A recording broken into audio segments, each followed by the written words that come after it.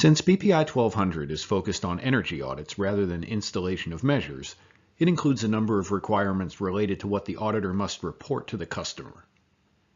The Building Analyst Standard is much more focused on technical procedures and safe implementation of installation projects. It contains no mention of reports or documentation.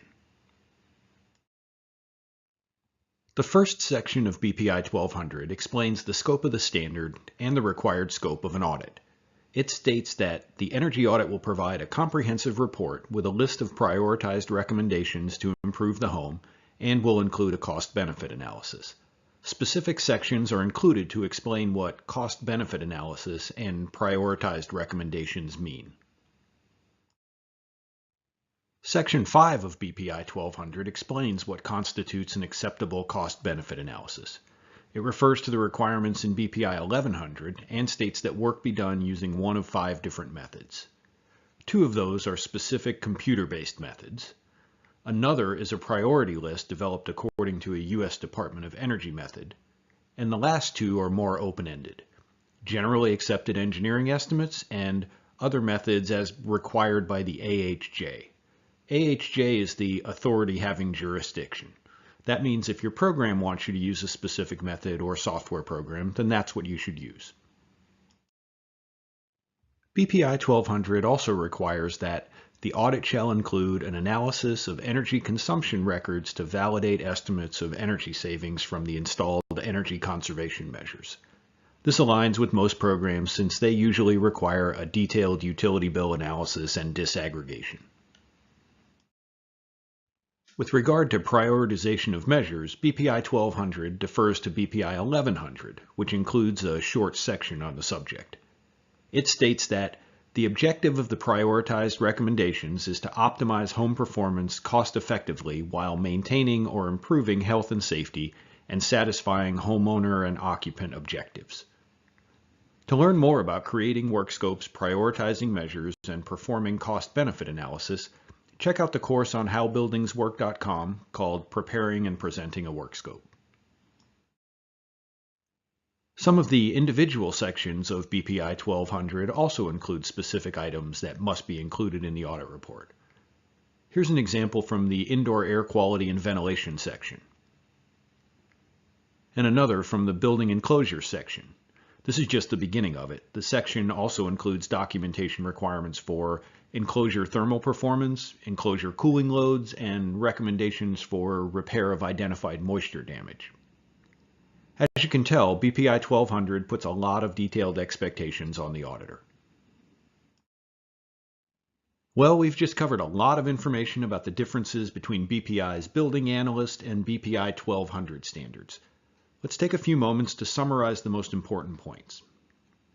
BPI 1200 has now replaced the Building Analyst standard as the standard of reference for the BPI Skilled Building Performance certifications.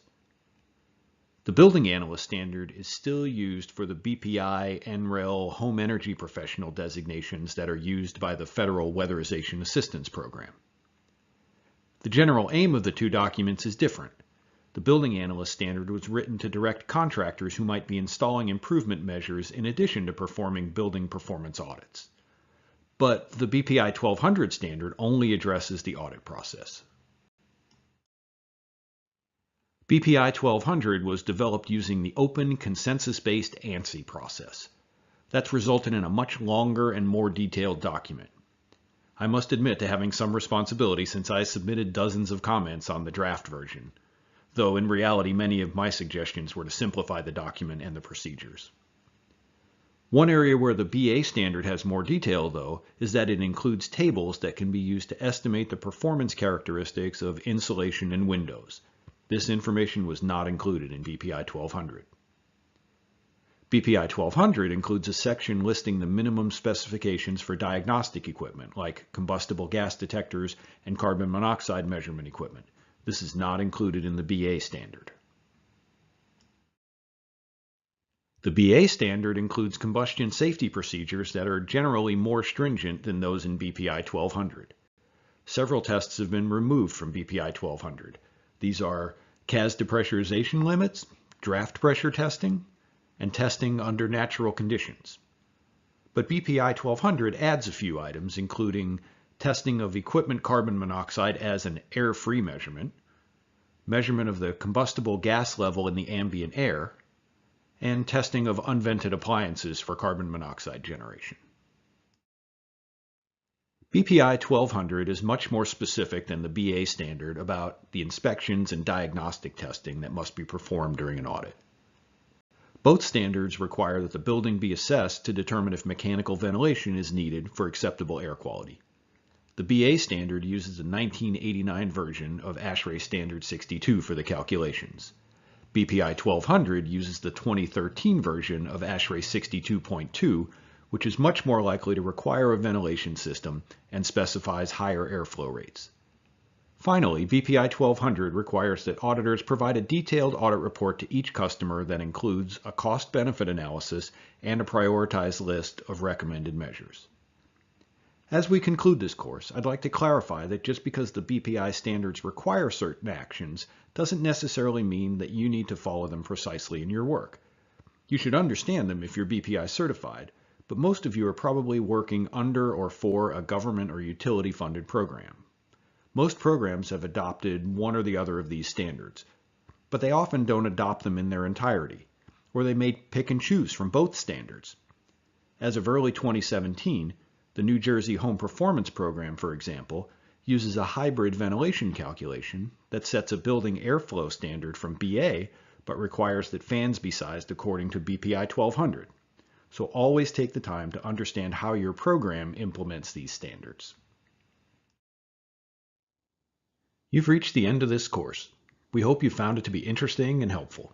If you have any feedback, we'd love to hear it. The best way to reach us is by email at admin@HowBuildingsWork.com. To get the listed continuing education credits for this course, you must score at least 70% on the quiz. All of the questions are directly out of the course content, so if you score lower than 70%, rewatch the lessons and take the quiz again. Thanks for attending.